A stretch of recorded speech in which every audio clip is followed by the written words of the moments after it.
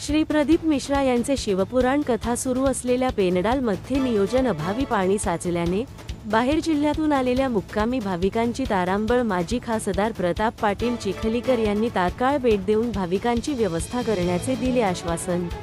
अवघड रात्रभर बसण्यापेक्षा व्यवस्था चांगली केली, सगळीकडे सगळे मंगल कार्यालय उघडले। आपण चला तिकडं लाईन लागली बसेस, 100 बसेस आल्या, आणखी बसेस आहेत आणि तसेच सकाळी जे आहे ते आपल्याला संडास बाथरूमची सुद्धा सुविधा लागणार आहे, तर ती सुद्धा लातूरून आपण मागवण्यात आलेली आहे।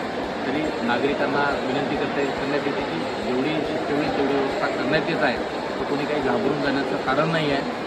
आणि महत्त्वाचं म्हणजे की आता आरोग्याच्या दृष्टिकोनातून आपापली काळजी घेणं सर्वांनाच गरजेचं आहे आणि जिल्हाधिकारी महोदय या सगळ्यावर नियंत्रण ठेवून आहे। आपण वेळ लागेल तिथं कोल्ड्रिंक जाणं आहे आणि चांगली व्यवस्था केली आणि आपण निघालं तर बरेच बसेस